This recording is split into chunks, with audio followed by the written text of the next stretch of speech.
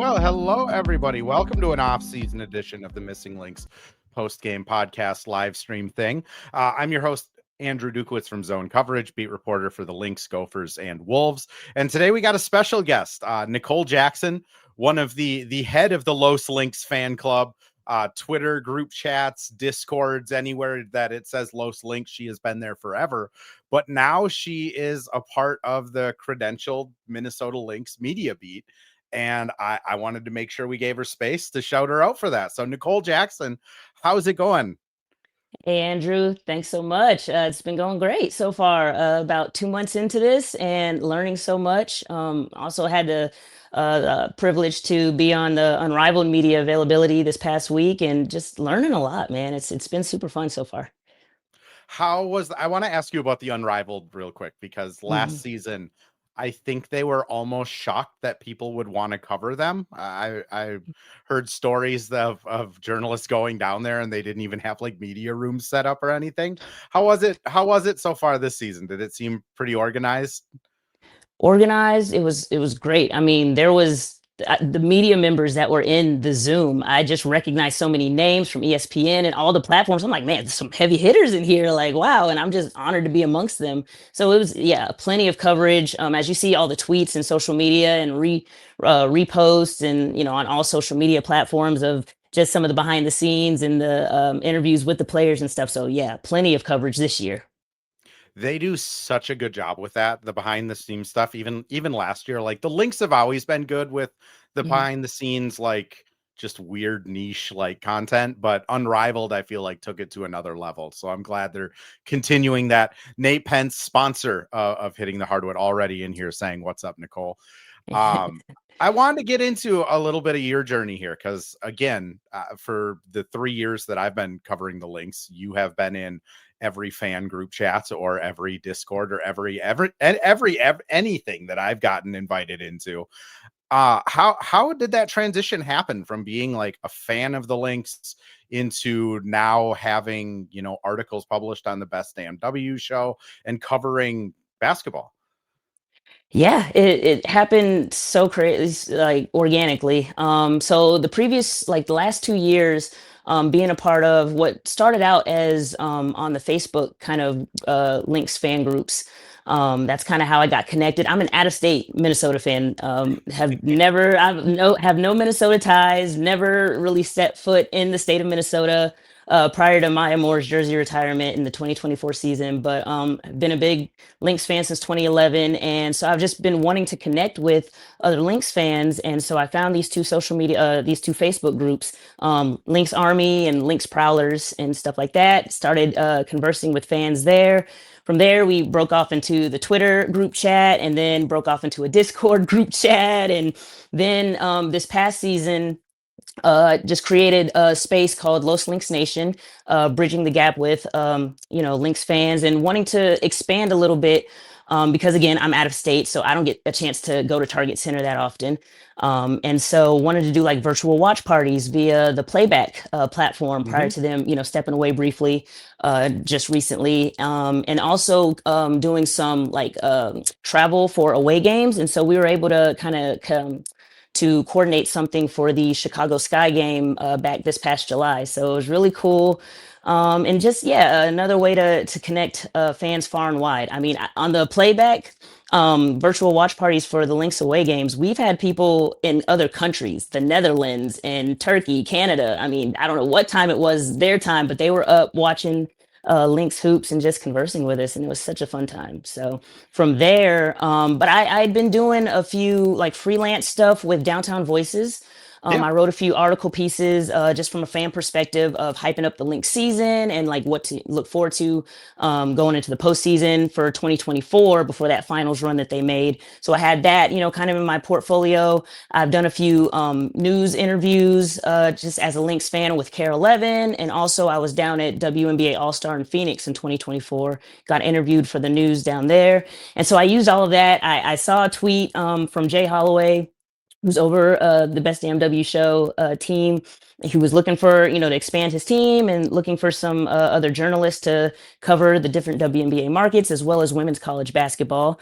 So I was like, hey, let me throw my hat in the ring. So, like I said, at my portfolio of some of the articles that I'd written to date and my news interviews and stuff, we had a great chat, and also just discussed my genuine passion for the game. And again, I've been a Lynx fan since 2011, but I've been following the W since I was in high school, 2006, when the WNBA games were broadcast on like Lifetime channel. You know what I'm saying? So I've seen the league grow and expand and progress. And so we were just kind of discussed that. And so he was like, "Look, I want to invite you on the team to write. Obviously, you're a Lynx fan, so you can cover that." But being based in LA, got a chance to now cover UCLA women's basketball Yeah. team and do a little bit of coverage for the Sparks. So again, just really excited. It's always wild because I sometimes like dismiss my own journey, like coming into media of like, you just kind of get lucky, but like it really is all of those, you just do like a one-off article as a fan and you're really passionate. And then, that one-off thing that you do ends up being something that helps you get into this place. So like, Hmm. well, it might seem like luck. A lot of times it is just like hard work that you're not realizing you're doing. I want to ask you about UCLA. This is a little Hmm. bit of a spoiler because we are going to talk draft later on, but how is covering Lauren Betts? How is covering the UCLA team? Because they're coming to Minnesota to play in the barn this year, and I'm excited to kind of get a chance to get an up close look at them as well. Yeah. Again, one of the perks so far that I've had is the invitation as media to come to some of their open practices and then Mhm. get a chance to interview, post practice interview with Coach Close and some of the players. And just recently, a few weeks ago, was out there and they were looking great. I think they were preparing for I think they were going to the Players Era tournament before Oh, they sure. played Texas and all that down in Las Vegas. And it was just so cool to see them just working through their drills and everything like that. They're looking great. They're a deep team. They're ranked number 4 for a reason. People I think still sleep on them a little bit. But they're such a balanced team. They've got scoring. It doesn't always. Yes, Lauren is the anchor, but Gianna Neekpins and Angela Dukowitz and all that. Like they've got shooters and they've got help. So this team is exciting to watch. And I know you guys are going to get a treat when they come to Minnesota. But yeah, just having the chance to attend games live has been really special. Yeah, I mean, I don't know how it is for UCLA media, but I know like Gophers media, there's not a ton of reporters or journalists there, so it's a nice place to kind of, get in and actually talk to the players a little bit more Hmm. and kind of build those relationships. But Minnesota's in the complete opposite side of it. They have a top 10 defense. Their 3 losses have all been against undefeated teams at the time that they played them, and their offense struggles to say Mm, the least. It yeah. is it is clunky at times, but for sure having UCLA come and play in the barn, I think they're already almost at a sellout, so it's Ooh. going to be a great environment. And like that's the fun part about covering like college kids is it like this is what it is about, is the environment, like the fun aspect of it, where in the professional league it's a little bit more, wet blanket, everybody's trying to win a championship. How has your impression of Lauren Betts been this season so far, though? Do you feel like she is going to be top of the draft class still? What are your thoughts on her potentially being with the Lynx? Because I promise you Cheryl will probably be at that UCLA game. Oh, for sure. She was, I think, they caught her out. Well, not caught, but she was out at. I mean, she's not hiding. But Cheryl in public, it's like seeing like a black bear in the woods. It's like, oh man, Cheryl's here. exactly. But she was out in Vegas for that Players Era Classic, and so yeah, she's doing her due diligence as well as Kurt down in Dallas, and what Seattle has the number 3 pick. So I mean, again, just seeing her up close and personal. Yes, she is as advertised. I mean, 6'7", one. You can't beat size, right? I Yeah. mean, who couldn't use a 6'7" center? But she is expanding her game. You see, she's doing a bit more in the mid range. She's not just a post up and, doing that type of stuff. She's expanding. She's shooting from deep range, trying to shoot some threes. So I like where she's headed. So yes, I do still see her as but it's also the needs of the team. Yeah. But she's definitely lottery pick for sure. Top five. Well, let's get into the Lynx side of it real quick, because Sure. maybe we'll save the CBA talk until the end, but unless chat revolts and wants us to talk about it now. But like the Lynx side of it, I think is really fascinating because we have no clue what's going to happen. Currently on roster, I believe it's Maya Hirsch, Dorka Juhas, and Ola Kosu, and then maybe Aubrey Griffin. I don't know. She's maybe. That's a good point, because she technically didn't sign, they drafted her and she was around, but she didn't sign her contract. I don't know how that Correct. worked, honestly, but So I'm pretty sure yes. she was hanging out. I tried to ask like Cheryl and the organization a couple times of like what her status was, and kind of got like a shrug emoji back, and then and then just kind of went like, all right, none of my business. But I think they still have her rights because she didn't technically play for them or sign to a contract.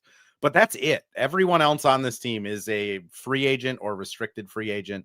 I mean, I think there's certain players we can probably pencil in. Let me know if you disagree with any of these, but I'm only going to name three of them. Kayla McBride, I think, is about as, if she plays next year, I think that's in Sharpie.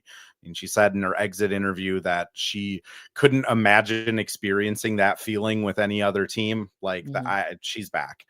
I think Nafisa Collier is back. I know, everyone's a little anxious about it just because unrivaled, and is she going to get kind of swoon to greener pastures, sparks, Valkyries, all that fun stuff. But like, I still betting favorite Fee is back.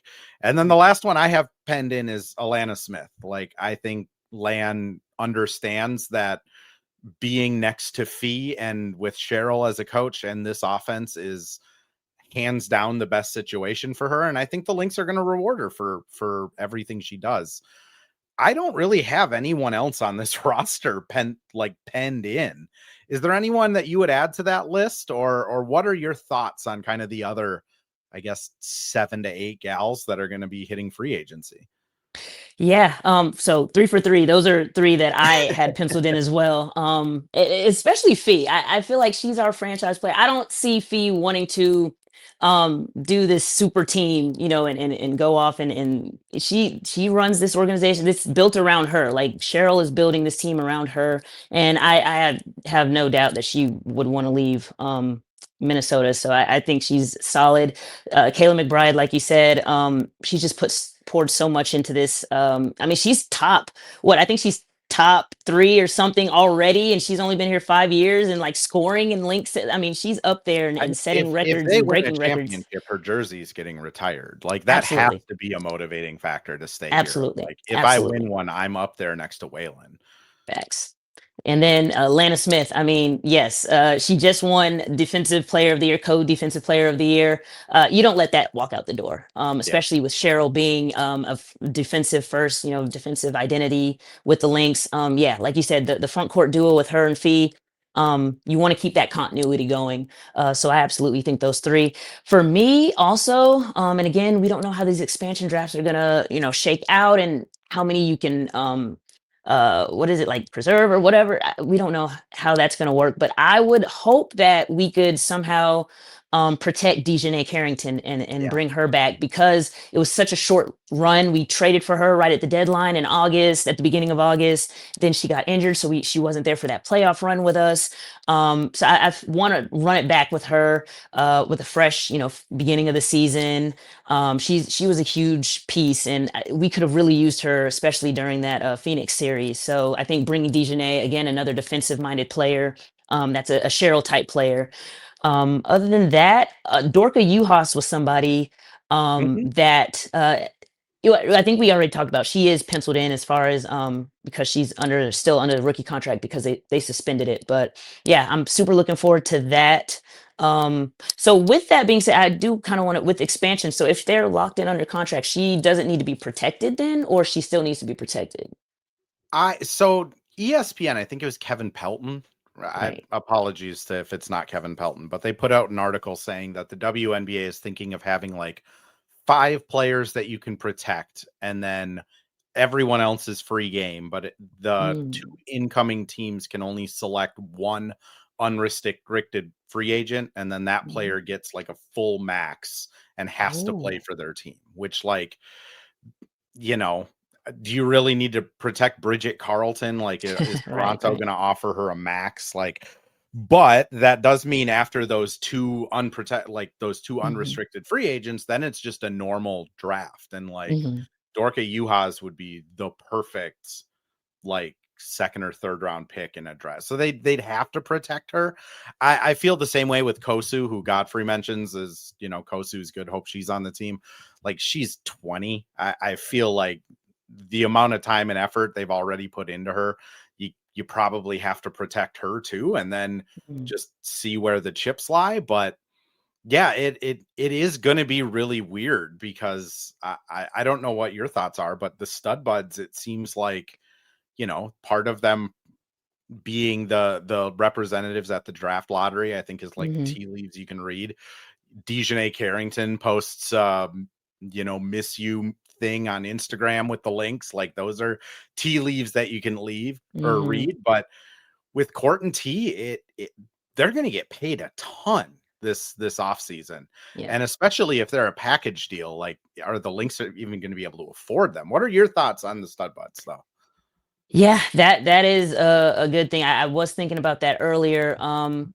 I would, for me, I again to keep with continuity, running it back with a lot of our starters. I would love it if, and I'm sure Cheryl would want to try and keep Court and T, if not both.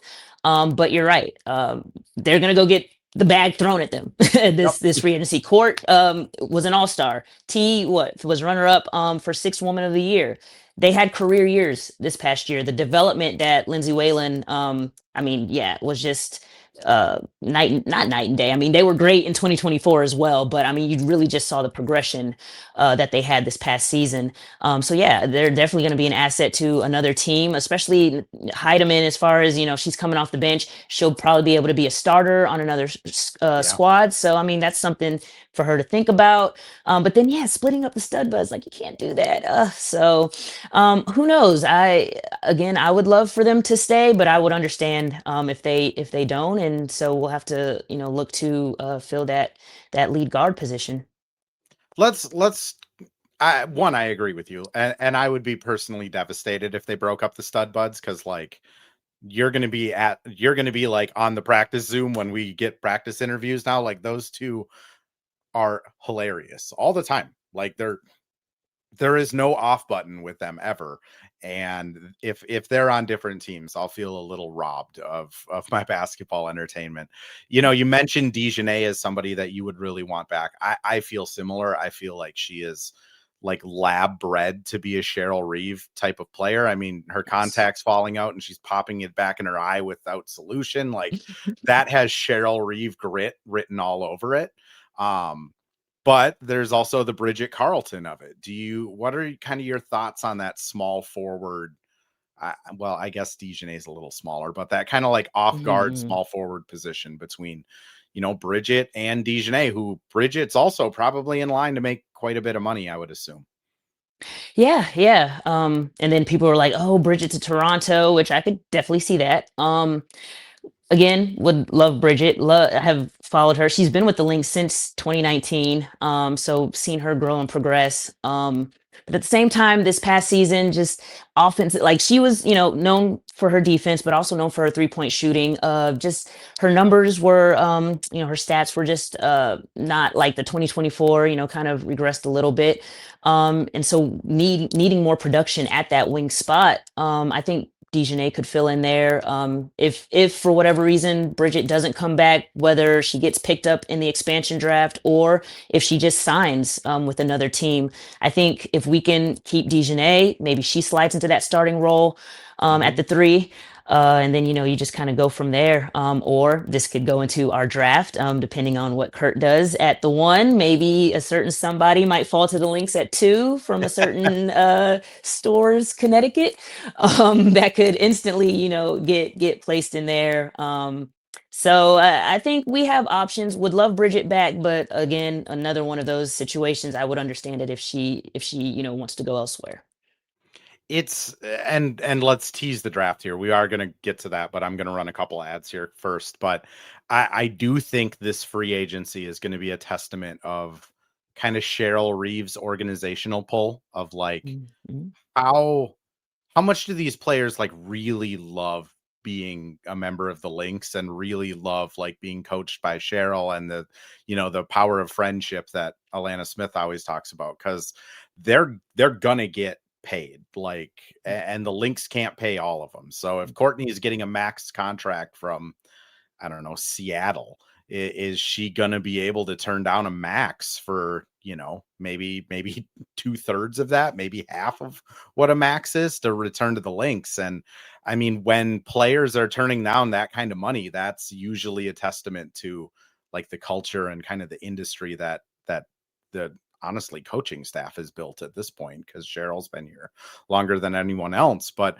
what is your kind of thought on how big of an asset that is, that Cheryl does kind of carry this gravitas where like players love playing for her? I don't think she's perfect for every player, but the ones that she scouts and chooses to bring in, they usually develop a bond with her.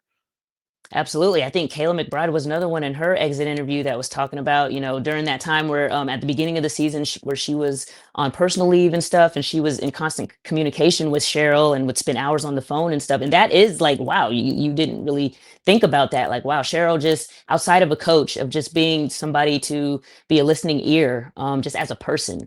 And so, yeah, I think on a couple of the stud bud streams that I've caught, I think one time where she was shaving Court's head and she FaceTimed Cheryl and like one of the first things she said was like, first, I miss you. Like it's just cute Mm-hmm. stuff like that where you really just as a person, besides as a coach, that bond, like you said, I think is very organic. I think is the real deal. And so you're right. I think players do want to stay here. And then I think another thing too, if what's their motivation? Are they motivated by the bag, or are they motivated by potentially winning a championship like now in win now mode, because the Mm-hmm. Lynx are in win now mode? And so if that is kind of what their motivating factor is, then a Seattle is, with the new coach and, now Don Malonga, they drafted last year. They have the number 3 pick. They're probably in somewhat of a rebuild. Like they're, Yeah. starting over a little bit. They're going a little younger. So if Court wants to do that, they may not be winning championships or competing, like that, but you're going to get paid to help develop and all that type of stuff. So I think whatever each player's motivating factor is, if it's to win a championship, I think they'd want to stay here in Minnesota. That's a really good point, because there are players on this team that I mean, I truly believe that Court hates to lose, like at anything. And I think she would be miserable playing on a rebuilding team. So that's a really good point. I am going to run us over to a couple ad reads, and then we'll talk about Cheryl Reeves' affinity for drafting Huskies and what that might mean this year.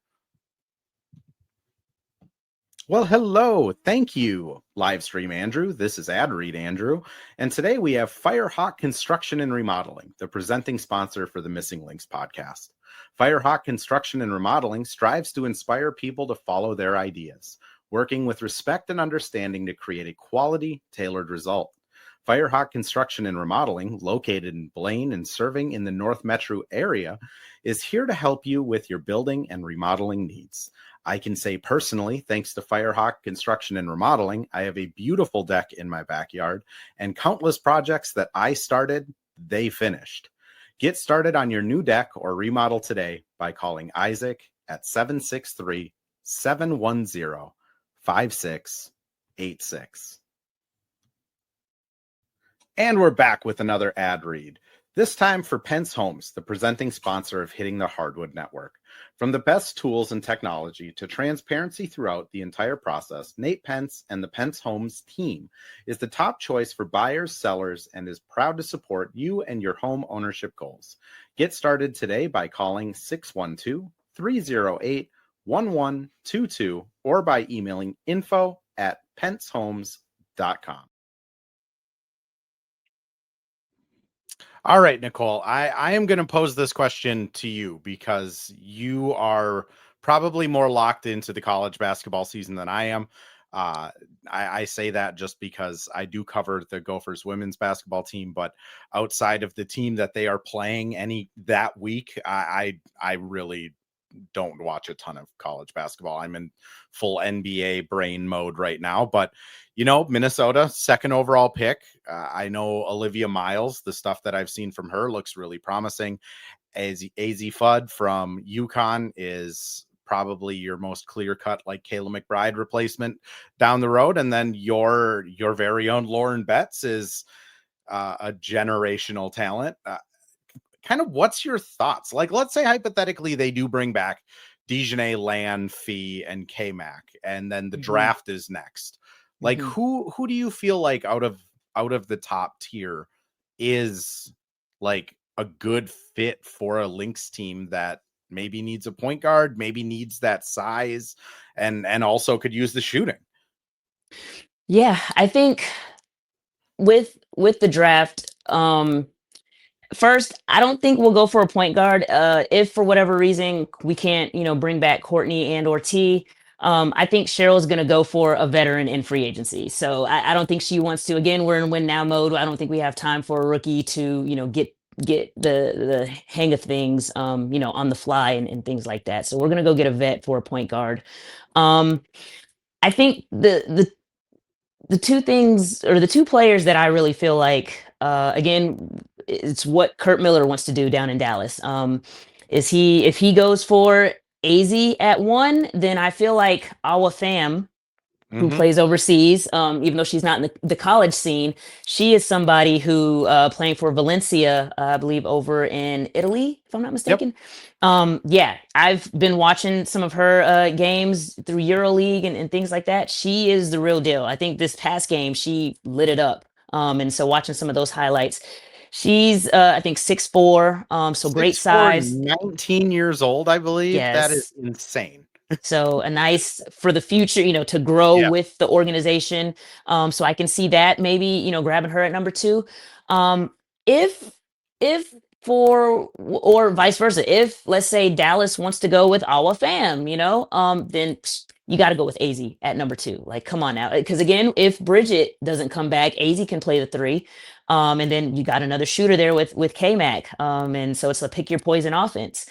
But here's my sleeper as far as, let's say if Dorka, for whatever reason, gets picked up in expansion draft or something like that, and we don't bring her back, because she's right now our tallest player on the roster at 6'5". Because I think we had just 6'4" this past season. So Lauren Betts could be if Dallas picks AZ at 1. Now, if again they go for Awa at 1, then you go for AZ at 2. But if she's off the board with the 1 pick, then maybe if we don't have Dorka at 6'5" with that size, then we may look to go 6'7", with Lauren Betts. I think people sleep on sometimes, and I know this might not be the most, for a lot of Lynx fans, bringing Lauren in, but I think people forget who we have on our coaching staff with Rebecca Brunson. Like again, 2 years ago, I really did not know what Land's bag was. And 2 years later, she's Defensive Player of the Year. Fee was Defensive of the Player of the Year in 2024. She can get Lauren. I trust what that development would look like, bringing Lauren in. And also I think it would be a good change for Lauren as well, because at UCLA, I think I already said it, she's kind of the anchor and the focal point. She's, on the scouting report, she's number 1. So there's that pressure, right? If she comes to the Lynx, this is Fee's team, right? So Fee is that number 1 on the scouting report. Her and Lan, that front court duo, she can have a little bit more, less pressure on her coming off the bench and just to learn and develop, get in there, versus like, day one, difference maker. So I think that is something that could be key that the Lynx could use. So yeah, those are my 3 options that I think. It's either going to be AZ, Awa Pham, or potentially Lauren Betts for the Lynx. Godfrey mentions Flauge from LSU. What are your thoughts on her? I'll just be brief with mine of like, I think if Dejanay's coming back, I don't know how Well, like I neutral think she's a point guard if I'm not mistaken. So she would be kind of like either her or Olivia Miles, Oh, or sure. she might be two. Yeah. So I mean, I love her game. She's great. She was on the U.S. Olympics, I think this past with Kara Lawson out Hmm. there. So she's solid player. I wouldn't go for at number two. Again, I think we just have other needs to fill. Yeah. So that's just my thoughts. For the Lynx, we have other needs to fill, so it wouldn't be for us. She also seems like one of those like really gritty defensive, like I just don't know if you need to replicate that as much. I agree with you. Like I think AZ from UConn is the way to go. I mean, she's shooting the ball lights out. K-Mac is not going to be able to play forever. And like what a replacement plan that is if you go from Mhm. having a all-time great three-point shooter into a flamethrower of a three-point shooter. I just think she fits really well. I the other point I really like that you made was the point guard point, because I do see Olivia Miles getting kind of mocked to the Lynx a lot just because, oh, they're this buds leave, they need a point guard.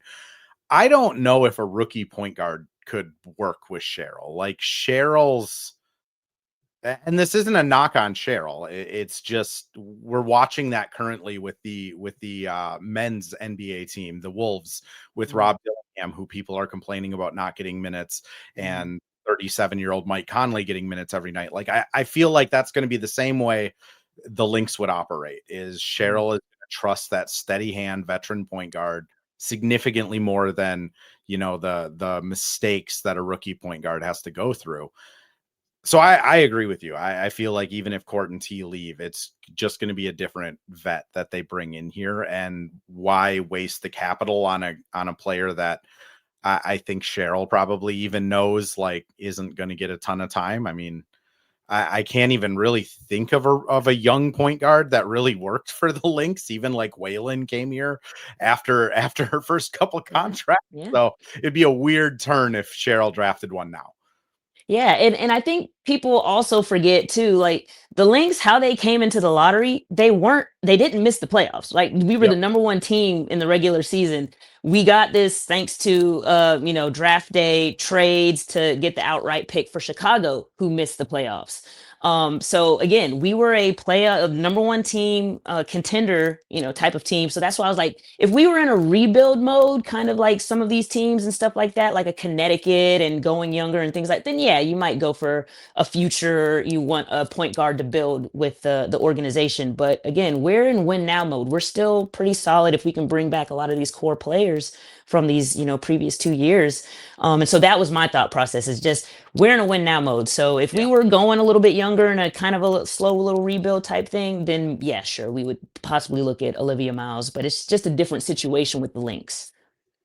Let me ask you this. Do you feel like let's just say like free agency does play out, and I think Fee is somebody people want to play with. Cheryl is obviously somebody people want to play for. The Lynx. I mean, I'll never forget Dejanay Carrington talking about like how they had a breakfast bar at practice instead of a breakfast cart. Like the organization treats these women right. Is there anyone like in the free agency game that you kind of like put your eye on of like, oh, that would be really nice if they came here? So I had the one I was first off, I was looking at who are the unrestricted. I mean, I know the majority of the league is unrestricted and stuff like that. So I was just kind of going through the list, like, yes, no, they'll probably go back to the organization, Hmm. this, that, and the third. So some of the ones that I kind of stumbled upon. All right, Lynx fans may not be happy with this, but hear me out. Like I'm going to explain myself. So, again, we're going to point guard, right? If for whatever reason we can't bring back the stud buds, and we want to bring in a veteran point guard, I've got my eye on it. And I also made this point about Seattle potentially being in a rebuild mode with their new coach and starting that new culture. You're Skylar speaking my Diggins Smith, language already. Skylar Diggins. Well, she's not Smith Hmm. anymore. Skylar Diggins. She played with Kayla McBride at Notre Dame, so she has that familiarity with her game, that two-man game, in the front court or in the back court. Then she's currently playing with Fee at Unrivaled on the Lunar Owls, the previous last season and this season again. So there's that familiarity with the game and working together. I think she would seamlessly fit in. I think why it's an unpopular opinion is because she did the electric slide on the Lynx floor after the game. And yes, that did kind of rub us the wrong way. But look, man, I think for Skylar, she's somebody who I say this about these like vets who are they have more years behind them than in front of them, right? And Mhm. so for her, she has a championship has escaped her. She wasn't able to get one in college, has not gotten one in the W. She's gotten close with Phoenix that one year.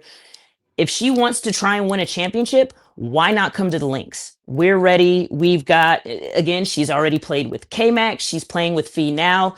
They've got great chemistry. I see it. I see that kind of seamlessly fitting in.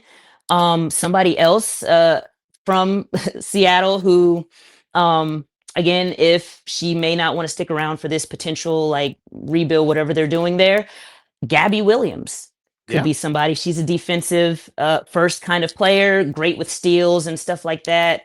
Played with Fee at UConn, so they have that familiarity. Currently playing with K-Mac right now in Fenerbahce in Turkey, so they're building that chemistry. And I think they played in the previous years. I think she was on the team last year. So Mhm. again, bringing in players that have already played with players on the Lynx. And I think that helps hit the ground running with chemistry, and we don't have to sit here and try and build that. Yeah, there's going to be some bumps and bruises, but I think you can build that a lot quicker. Somebody else, unpopular, just because of how everything shook out last year, but if for whatever reason she may like rethink her decision, Emma Meesman. Emma Yeah. Meesman trying to, whatever happened where she chose the Liberty, but things didn't really go as planned with them. If we could get her from the start of the season, are Lynx fans really going to be like, no, stay on that side? Of course not. If Cheryl wants No. her and she wants to, yes, you bring One Emma good Meesman game in. and she'll win Lynx fans over. That's how it Exactly. is. Once you're one of us, you're one of us until you die. Absolutely, basically, absolutely. So I would love for Emma to, maybe be like, you know what, let me try and come over to this Link squad. I think they're the real deal over here. And then a final, potentially not the most popular, but again, I see the vision of it is Megan Gustafson. Oh, sure. And so she coming off the Aces championship, although her fit with the Aces was kind of hit and miss, but you see what she's doing. She plays with K-Mac over in Fenerbahce right now herself. She, I think, was the leading scorer. The last game was like at 27, 28 points or something like that. She can shoot the three. So she's a stretch big that can shoot from long range, which is what Cheryl loves. And so I think she could be another depth piece for the Lynx coming off the bench. So those are some that I kind of have my eye on. So we'll see. I love Skylar Diggins. I don't know how a world if like Courtney Williams stays and Skylar gets signed. I don't know how I would be able to like. I think there would be a lot of fines going on from like press conferences and language. The only person I would add to that list, and this is purely selfish because like I just genuinely really like her as a person, Tosh Cloud.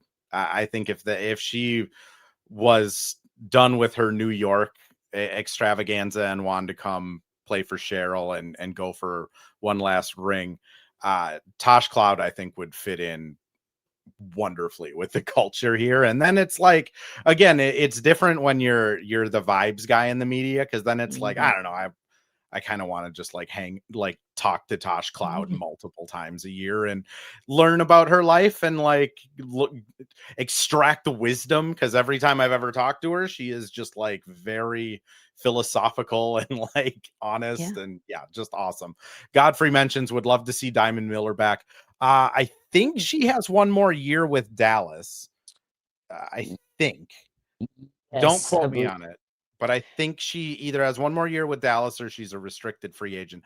I would say there's not a 0% chance that she'd come back at some point. I just think Diamond needs to go to a team that's not trying to win a championship so that she can just play and get confidence back, because I think those knee injuries just messed with her mindset a little too much. And at that point, you just got to go and get 28 minutes a night and build that confidence back that your knee isn't going to buckle again. But Nicole, what are your thoughts? Diamond Miller reunion tour? I would love nothing more than that. I love Diamond when in her time here, and I saw the potential. She was a number 2 pick for a reason. But you're Yep. right. I think those injuries set her back, and the second injury that happened, in which Bridget Carlton got inserted into the starting lineup and just never relinquished that starting spot, I think really kind of, like you said, messed with the confidence a little bit. But I kind of see. I mean, with Dallas and things like that, I can still see her kind of being, a pivotal piece in that Dallas rebuild that they're doing down there. So I think they would want to keep her. And with this new coach and the staff that he's building, we'll see who he adds on. But there's potential for that development and for her to get the meaningful minutes, like you said, to kind of get her back in the game. So as much as I would love to see her back in Minnesota, I think Dallas might be the best move for her right now. Completely agree. It's also like, and I'm not trying to paint this as like Cheryl is just this like hard ass coach that just, young players can't play for. Like, obviously Kosu has developed under her. I think she's like handled it very well. Fee came up under Cheryl from start to finish. I do think when you're looking to win a championship, you got to go with players that aren't going to make mental mistakes. And unfortunately, that's kind of how Diamond got her spot in the roster just gone. Was Bridget just doesn't make mistakes. Like, she'll miss shots, but like there's rarely a blown coverage. There's rarely a spot where she's not in the right spacing. And I think when you're this close, like the Lynx are, you're going to just favor that type of player. Nicole, I do want to get your thoughts here. We're going on 40 minutes, so I'm not going to hold you here for like 2 hours, but WNBA CBA, unfortunately, it kind of seems like, the players voted that they would be supportive of a work stoppage. It kind of seems like it's trending like that January deadline might be the last extension before something happens. Mhm. Just what are your thoughts on kind of the CBA overall? Do you think that they're going to get it done? Do you think there's going to be a work stoppage? How are you feeling on it? Not very optimistic. I'm just gonna keep it real. Not very. Just I think, like you said, the players are. I mean, the proposals that the league has sent. We know the Yeah. revenue share is the biggest aspect. They're sending over the same proposal on that. They're not being transparent on breaking that down. And yeah, how many more extensions are we going to give? Right now, January 9th is the deadline. Um, you're pushing back so much of the season. I think January is when free agency was technically supposed to start, which meant the expansion drafts were already supposed to happen. So we're pushing so much of this off season. Everything's off whack. The whole schedule Yep. is just off. And so the two scenarios that I see, worst case is we just don't have a season because we're just so far behind. Or best case is, let's say for whatever reason they do end up coming to some type of agreement, better late than never. Maybe there's a condensed season where they're not playing the full amount of games, but maybe it's like a half season or something, so you still have a little something. But yeah, right now it doesn't look very favorable. But I stand with the players. I completely understand what they're saying. Like the league, it's really a slap in the face. You see the trajectory, you see the media rights deal that they just signed, all these new teams that are coming in, expansion and all that type of stuff. There's money. There's money out there. Yep. I don't know where they're trying to hide it, fix it, whatever, but we all know the money's there. They just don't want to share. And you know what? It's if you don't want to do that, then you won't have players and a product to put out there. So it's hard to have media, broadcast games when there's no players. I mean, you're spot on. Like, I did a little bit of research on it because I'm still kicking around a piece that I'm going to put out at some point on just the CBA stuff. But the media rights total that they got from 2024 was $40 million. The media rights that they are going to be getting in 2026 between the Amazon Disney ESPN deal and the USA Network and Ion and local broadcasts and NBC and insert the other like 5 TV deals that they're going to get, it's projected to be between 400 and 500 million dollars. So you are going from 40 to 4 to 500, and you're saying that increasing the revenue share from 9.8% to 30% is insustainable despite you getting 10x, 12x just from the TV contracts, not even the jersey sales or ticket sales or anything else that comes in, or the checks that the expansion teams are cutting. So it is a really frustrating to cover this right now, because Mm-hmm. the players, I think, have all the good faith in the world. I think they have the public side on them. They've been pretty transparent with what they want.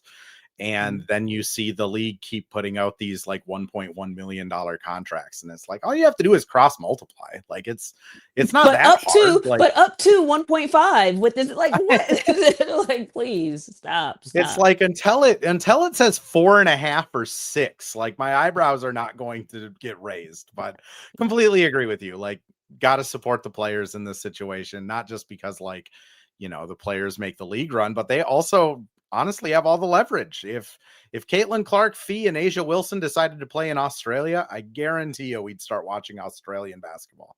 What exactly? No, but you're absolutely right. And I think the marketability too, because you know how they're like, oh, some of these players aren't marketable and stuff. Stud buds, man, Yeah. from the time that they started streaming in June, you see all the brand partnerships that they have. Fee just signing with Jordan and all these shoe deals that these players and Stewie and Asia and everything. Please, these players are marketable. And now they're investing in different, types of leagues and other stuff like that. So they're generating multiple streams of income now. Angel Reese, you see, she's invested in a women's sports like pro soccer team. She's done Victoria's Secret runway, shows and stuff like this.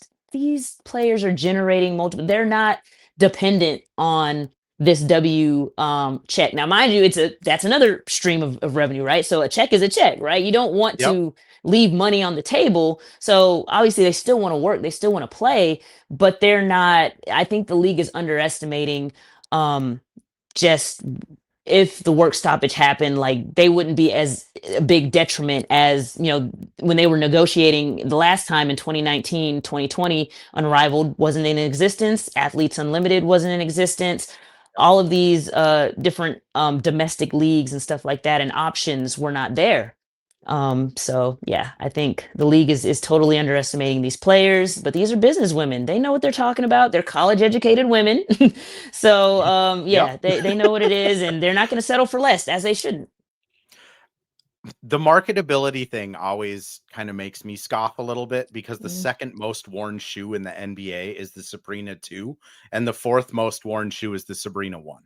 Like, NBA players are hooping in Sabrinas. Like, you can't get more marketable than having that. Like, exactly. It's ludicrous that it always comes back to the marketability. And even from like a social media standpoint, one of my best videos last year was like Masha Kluindikova wanting to meet a cow at the state fair. Like, all of these players are marketable because they're all just like good stories, like people that have had to work and fight and go to college, and multiple of them are getting like actual master's and doctorate degrees. And like it seems like a place that society would want to pour money into, not gyp them out of what they're owed. But Nicole, on that note, now that we got that fun topic out of the way, where can people find you? Where is your work coming out? I know we mentioned the Best Damn WNBA show, W show.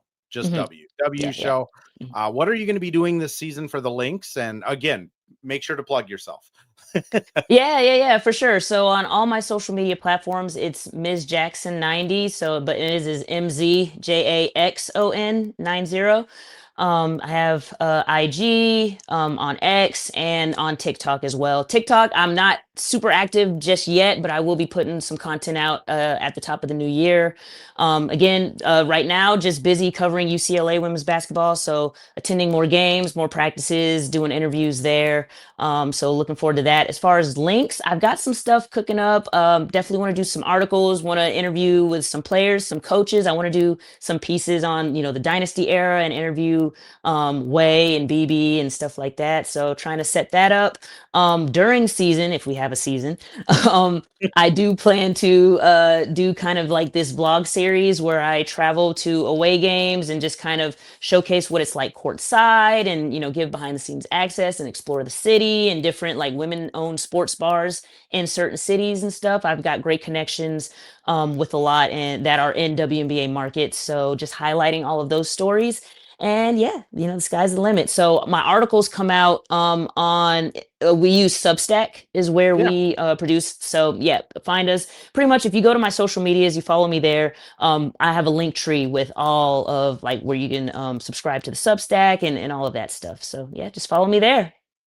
Love the idea to do road games. I will be honest, you are going to become Cheryl's favorite almost immediately for doing road games because you're going to be the only person there. The Star Tribune and Pioneer Press don't send people on road games, and I have a day job. And I think Terry is he only really does a couple of them every year. So Yeah. it sorely needed journalists on road games, and I know Cheryl appreciates that coverage a ton because there's just not people that are doing it right now. So I'm excited to see your coverage. I know Lynx fans are going to have a blast. Can't wait to have you on for a couple post-game shows this year. Thank you so much for doing this today. Hey, appreciate it. Thank you for having me, Andrew. 100%. For everyone else, we are recording this before Christmas. I am going to have it come out on the probably Christmas Eve, actually, because Mitch is having something coming out tomorrow. Jude says, thanks. You are welcome, Jude. But Merry Christmas. Happy holidays to everyone. Be safe. Don't get in too many arguments. Drive safe. Remember, if you've had too many, it's better to stay home. That's all of my public service announcements. And we'll be back in a couple weeks with another Missing Lynx episodes, hopefully with the CBA signed. It would be so fun to do an emergency episode and actually have good news to talk about instead of speculating. So thank you everyone for listening.